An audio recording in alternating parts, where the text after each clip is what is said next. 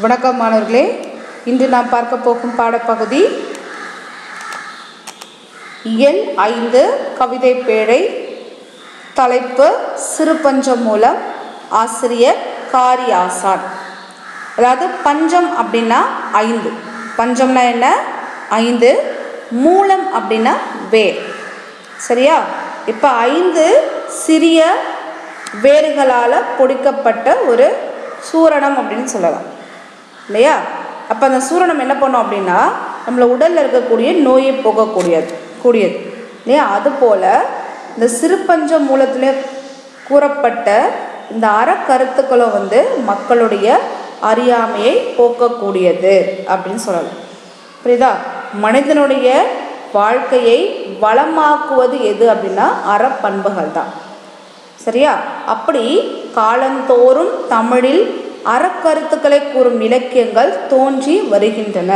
அப்படி அறக்கருத்துக்களை கூறக்கூடிய இலக்கியங்கள் எது அப்படின்னா இந்த 14 கீழ்கணக்கு நூல்கள் தான் சொல்லுவாங்க. சரியா? அந்த 14 கீழ்கணக்கு நூல்களில் ஒன்று தான் இந்த சிறு பஞ்சம் மூலம் என்று சொல்லக்கூடிய இந்த நூல். வயதுக்கும் அறிவுக்கும் சில நேரங்களில் தொடர்பு இருப்பதில்லை. வயதுக்கு மீறிய செயல்களாக செய்வாங்களே அறிவார்ந்த செயல்கள். சரியா? அதே மாதிரி தான் சாதனைக்கு வயதும் ஒரு தடை இல்லை என்பதை உணர்த்துவதற்காக தான் நமக்கு ஒரு பாடல் கொடுத்துருக்காங்க. அதுக்கு போகிறதுக்கு முன்னாடி நம்ம நூல்வழி பார்க்கலாம். தமிழில் சங்க இலக்கியங்களை தொடர்ந்து நீதி நூல்கள் தோன்றின. சங்க காலத்தில் சங்க இலக்கியங்கள் தோன்றுச்சு இல்லையா? எதை சங்க இலக்கியங்கள் சொல்லுவோம் அப்படின்னா இந்த 8 தொகை நூல்களும் 10 பாட்டு நூல்களை தான் சங்க இலக்கியங்கள் அப்படின்னு சொல்லலாம்.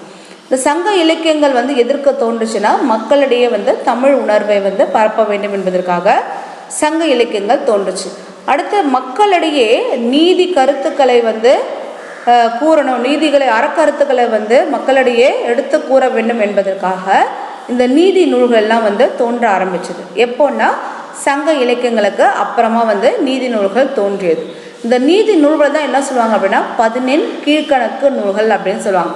இந்த 14 கீழ்கணக்கு நூல்களில் மொத்தம் 18 நூல்கள் இருக்கும். இந்த 18 நூல்களில் ஒன்று தான் என்னென்னா சிறு பஞ்ச மூலம் அப்படின்னு சொல்லுவாங்க. நான் பஞ்சம்னா ஏற்கனவே சொன்னாலே 5, மூலம்னா வேறு.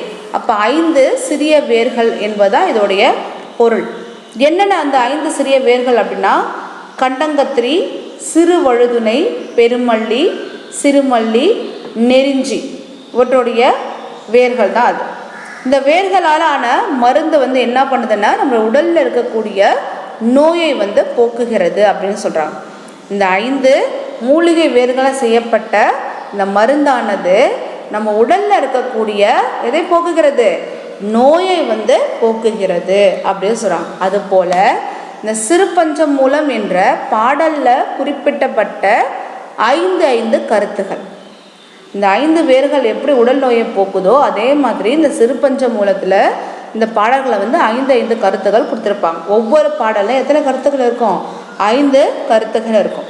இந்த 5 கருத்துக்களுமே மக்களுடைய அறியாமையை போக்குகிறது அப்படின்னு சொல்கிறாங்க. மக்களுடைய அறியாமையை போக்கி அவர்களை நல்வழிப்படுத்துவதாக அமைந்துள்ளது. அதனால் இந்த பாடல்கள் நன்மை தருவன, தீமை தருவன, நகைப்புக்கு உரியன என்னும் வகையில் வாழ்வியல் உண்மைகளை எடுத்து காட்டுகின்றன அப்படின்னு சொல்கிறாங்க. புரியுதா? சிறுபஞ்ச மூலத்துடைய ஆசிரியர் யாருன்னா காரி ஆசான். சிறுபஞ்ச மூல ஆசிரியர் யாரு? காரி ஆசான். இவர் யாருன்னா மதுரை தமிழாசிரியர் மாக்காயனாரின் மாணாக்கர். இவருடைய மாணாக்கர்னா மதுரை தமிழாசிரியர் மாக்காயனாரின் மாணாக்கர் தான் யாரு? காரி ஆசான். காரி என்பது இவருடைய இயற்பெயர். ஆசான் என்பது தொழிலின் அடிப்படையில் அமைந்த பெயர். மாக்காரி ஆசான் என்று பாயிரச்செய்யுள் இவரை சிறப்பிக்கிறது. இவரை என்ன சொல்கிறாங்க? மாக்காரி ஆசான் அப்படின்னு சொல்கிறாங்க. இது அவருடைய சிறப்பு பெயர். ஆசான், கணக்காயனார் இது எல்லாமே எதை குறிக்கும்னா ஆசிரியருடைய பெயரை குறிக்கிறது தான் இந்த ஆசான் அப்படின்னு சொல்லப்படுறது. பாடலுக்கு போகலாமா? பாடல் பாருங்க. அறிவுடையார் தாமே உணர்வர். பூவாது காய்க்கும் மரம் உள நன்று அறிவார் மூவாது மூத்தவர் நூல் வல்லார். தாவா விதையாமை நாறுவ வித்து உள மேதைக்கு உரையாமை செல்லும் உணர்வு. இது உங்களுக்கு மனப்பாட பாடல். புரியுதா? அதனால நீங்கள் என்ன பண்ணணும், மனப்பாட பாடல்னா அன்னைக்கே அதை நீங்கள் படித்து பிழை இல்லாமல் எழுதி பார்க்கணும். புரியுதா? இப்போ இந்த பாடலை அப்படியே பொருள் எடுத்துக்க முடியாது, அடிகளை மாற்றி தான் நம்ம பொருள் எடுத்துக்கணும். இப்போ பார்த்தீங்கன்னா விதையாமை நாறுவ வித்து உள அப்படின்னு சொல்கிறாங்க. விதையாமை அப்படின்னா என்னது? விதைக்காமலே. வித்து அப்படின்னா விதை. இதில் என்ன சொல்கிறாங்கன்னா விதைக்காமலே முளைக்கின்ற பயிர்கள் பல உண்டு. இப்போ நெல்லெல்லாம் நம்ம என்ன பண்ணோம், அதற்கு நிலத்தை பண்படுத்தணும், நாற்று நடணும், விதைக்கணும், நாற்று நடணும், இந்த மாதிரிலாம் இருக்குது. இதெல்லாம் பண்ணால் தான் நெற்பயிர் செழிப்பாக வளரும் இல்லையா? ஆனால் அந்த மாதிரி இல்லாமல் விதைக்காமலே சில செடி கொடிகளை என்ன பண்ணுது, காடு மாதிரி வளர்ந்துருக்குது. இப்போ காட்டு பகுதியெல்லாம் இருக்குது, நம்ம அங்கே போய் விதைகள்லாம் விதைக்கிறோமா, செடிகளை நடுறோமா, நாற்று நடுறோமா? அந்த மாதிரி எதுவுமே இல்லை. ஆனால் என்ன ஆகுது, அங்கே பல செடி கொடிகள் விதைக்காமலே காடு மாதிரி வளர்ந்துருக்குது இல்லையா? அதை தான் இங்கே சொல்கிறாரு, விதையாமை நாறுவ வித்து உள அப்படின்னு சொல்கிறாரு. அதாவது விதைக்காமலே முளைக்கின்ற பல பயிர்கள் உண்டு, மேதைக்கு உரையாமை செல்லும் உணர்வு. அதாவது இந்த இடத்துல மேதை அப்படின்னா யாருன்னா நல்ல நூற்களை கற்று அறிந்தவர் தான் மேதை அப்படின்னு சொல்லுவாங்க. இவங்களுக்கு பிற ஆசிரியரை கொண்டு பாடங்களை கற்பிக்க வேண்டும் என்ற அவசியமே கிடையாது. யாருக்கு? மேதைகளுக்கு இல்லையா? தானாகவே அவர்களுக்கு கற்பிக்காமலே அவர்களுக்கு என்ன பெருகும், அறிவு பெருகும் அப்படின்னு சொல்கிறாங்க. உதாரணமாக திருஞான சம்பந்தர் இருக்கார் இல்லையா, அவர் 3 வயதிலேயே பாடல்கள் பாடக்கூடிய ஆற்றல் பெற்றவர். குமரகுருபர் இருக்கார் இல்லையா, அவர் 5 வயதிலேயே பாடல்கள் பாடக்கூடிய ஆற்றல் பெற்றவர். அப்போ கற்பதால் மட்டுமே அறிவு வருமா அப்படின்னு கேட்டால் கண்டிப்பாக கற்பதால் மட்டும் வராது. இயற்கையாகவே அறிவு மிக்கவர்கள் தான் யார்? இந்த மேதை அப்படின்னு சொல்லுவோம். புரியுதா? அதனால தான் என்ன சொல்கிறாங்கன்னா விதையாமலே சில விதைகள் வளருது இல்லையா, செடி கொடிகள் வளருது இல்லையா, அது போல தான் பிற ஆசிரியர்கள் துணை இல்லாமலே மேதைகளுக்கு அறிவு பெருகும் அப்படின்னு சொல்கிறாங்க. அதில் தான் உரையாமை செல்லும் உணர்வு. பிற ஆசிரியர்களை கொண்டு கற்பிக்க வேண்டிய அவசியமே இல்லை. யாருக்குன்னா மேதைகளுக்கு. அதான் பொருள். புரியுதா? அதாவது விதைக்காமலே தானாக முளைத்து வளரக்கூடிய விதைகளும் உண்டு.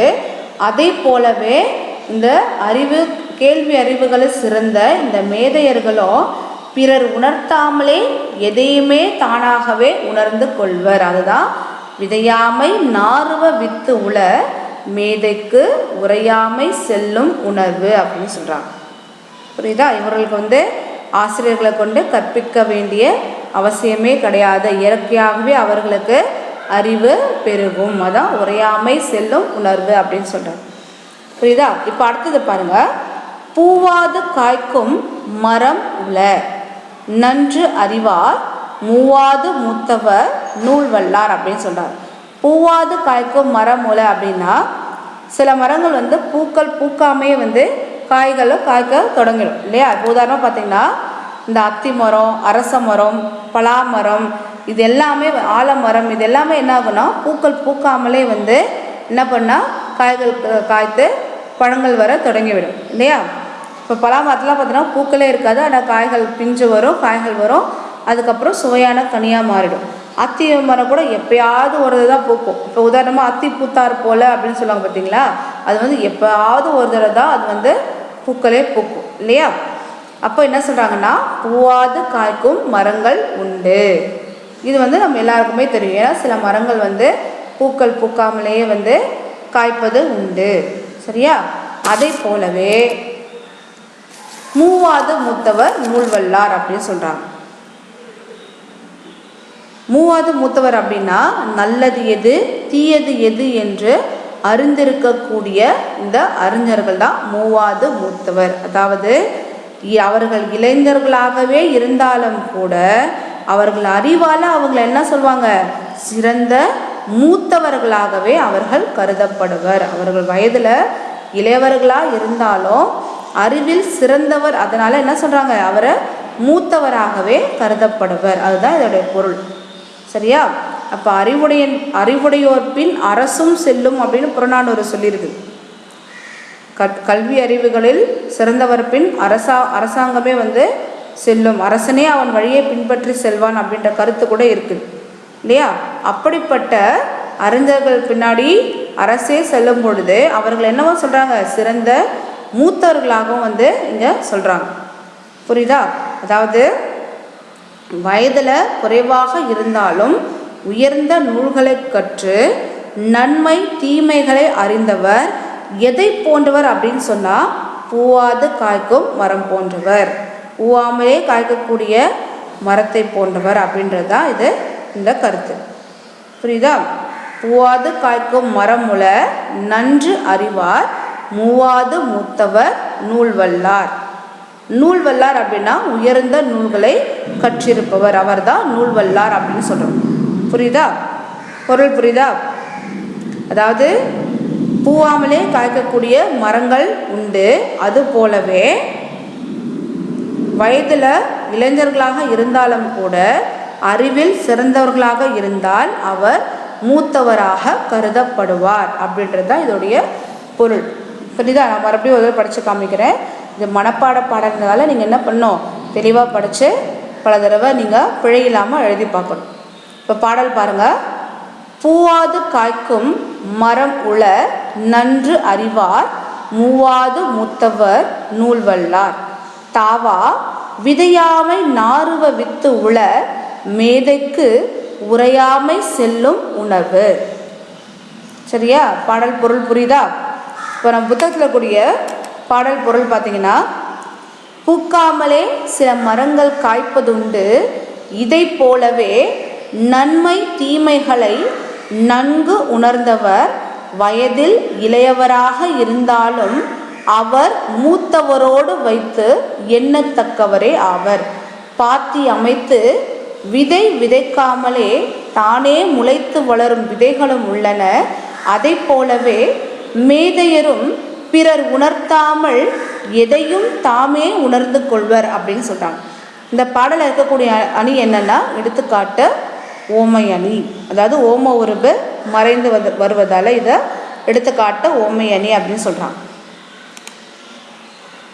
இப்போ அடுத்து இந்த பாடலில் இருக்கக்கூடிய பொருள் அப்படின்னா, மூவாது அப்படின்னா முதுமை அடையாமல். சரியா? நார்வ அப்படின்னா முளைப்ப, தாவா அப்படின்னா கெடாதிருத்தல். அடுத்து இலக்கண குறிப்பை பார்த்தோன்னா, அறிவார் வல்லார் சொல்லும் பொழுது வினையால் அணையும் பெயர் அப்படின்னு சொல்லுவோம். ஏன்னா செயல் செய்த கருத்தாவை சொல்கிறதால அது வினையால் அணையும் பெயர். விதையாமை உரையாமை அப்படின்னு சொல்லும் பொழுது எதிர்மறை தொழிற்பெயர்கள். ஏன்னா விதைக்கவில்லை உரைக்கவில்லை அப்படின்ட்டு எதிர்மறையாக வர்றதால அது என்னது, எதிர்மறை தொழிற்பெயர்கள். தாவா ஆண் வந்துச்சுனாலே அது என்னது, ஈறு கெட்ட எதிர்மறை பெயரெச்சம். அடுத்தது பகுபத உறுப்பில் பாருங்கள். உரையாமை அப்படின்றத எப்படி பிரிப்போம்? முதல்ல இருக்கக்கூடியது பகுதி இல்லையா, அது கட்டளையாக இருக்கணும், அதனால் உரை அப்படின்னு பிரிச்சிட்டோம். அடுத்து இந்த யா என்பதை ஈ கூட்டல் ஆ அப்படின்னு பிரிக்கிறோம். மெய்யெழுத்தை பிரிக்க முடியாது, அதனால் ஈ அப்படியே எழுதியாச்சு. அடுத்து இருக்கக்கூடிய ஆவையும் நம்ம அப்படியே எழுதினா, ஆமைன்னு பிரிக்க முடியாது இல்லையா, அப்போ ஆவையும் நம்ம அப்படியே எழுதிடணும். கடைசியாக இருக்கக்கூடிய மையம் நம்ம எழுதிடணும். இப்போ முதல்ல இருக்கக்கூடியது உரை பகுதி, அடுத்து இருக்கக்கூடிய ஈ சந்தி, அது உடம்படுமை அப்படின்னு சொல்லுவோம். சரியா? ஈ வந்துச்சுன்னா அது உடம்படுமை. அடுத்தது ஆ என்பது எதிர்மறை இடைநிலை. ஆ என்பது என்ன? எதிர்மறை இடைநிலை. மை அப்படின்றது தொழிற்பெயர் விகுதி. மை என்பது என்னது? தொழிற்பெயர் விகுதி. காய்க்கும் அப்படின்னு சொல்லும் பொழுது காய் இந்த மெய்யெழுத்தார இக்கு அப்படியே போட்டுக்கணும். அடுத்து இந்த கூ எப்படி பிரிப்போம்? இக்கு கூட்டல் ஊ அப்படின்னு பிரிப்போம். அடுத்து வரக்கூடிய இக்கு, அடுத்தது உம்மு. காய்க்கும் அப்படின்னா அது என்னது? எதிர்காலத்தை தான் குறிக்கும் இல்லையா? வரும் எடும் அப்படின்னா இனிமேல் தான் அது வரும், இதுக்கப்புறம் தான் அது எடும் அப்படின்னு வரும்பொழுது அது எதிர்காலத்தை குறிக்கும் இல்லையா? அப்போ இந்த இடத்துல காய் என்பது பகுதி, இந்த இக்கு என்பது சந்தி, இந்த இக்கு என்னது? எதிர்கால இடைநிலை. அப்படின்னு வந்துச்சுன்னா அது பெயரற்ற விகுதி. புரியுதா? இப்போ இது தெரிந்து தெளிவோம் அப்படின்ற பகுதி கொடுத்துருக்காங்க பாருங்கள். சாதனைக்கு வயது தடை அன்று. நம்ம சாதிப்பதற்கு வயது நமக்கு தடை கிடையாது. 10 வயதிற்குள்ளாகவே சொற்பொழிவு நிகழ்த்தவும் பாடவும் ஆற்றல் பெற்றவர் வள்ளலார்.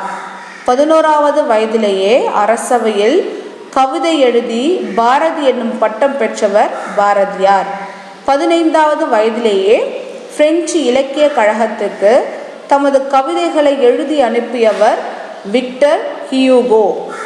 16வது வயதிலேயே தமது தந்தையின் போர்ப்படையில் தளபதியானவர் மாவீரன் அலெக்சாண்டர். 17வது வயதிலேயே பைசா நகர சாய்ந்த கோபுரத்தின் விளக்கு ஊசலாடுவது குறித்து ஆராய்ந்தவர் அறிவியலாளர் கலிலியோ. அப்போ இதெல்லாம் நம்ம பார்க்கும்பொழுது சாதனைக்கு வயது தடை கிடையாது அப்படின்னு நம்ம தெரிஞ்சுக்கலாம் இல்லையா. குறிவிடா பாருங்கள், மூவாது மூத்தவர் நூல் வல்லார் அப்படின்றது இந்த தொடரில் இருக்கக்கூடிய பொருள் என்ன அப்படின்னு கேட்குறாங்க. அடுத்த சிறுவினா பார்த்தோம்னா விதைக்காமலே முளைக்கும் விதைகள்.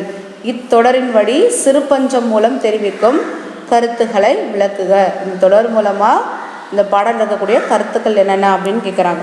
ரொம்ப ரொம்ப எளிமையான வினாவிடைகள் தான். நீங்கள் இந்த காணொலி பார்க்கும் பொழுது என்ன பண்ணணும், மனப்பாட பாடலை படித்து பிழை இல்லாமல் எழுதி பார்த்துருக்கணும். உங்களோட தாசோர்களை இந்த வினாவிடைகளை தெளிவாக நீங்கள் எழுதியிருக்கணும். சரியா? அடுத்த பாடப்பகுதியில் பார்க்கலாம். நன்றி.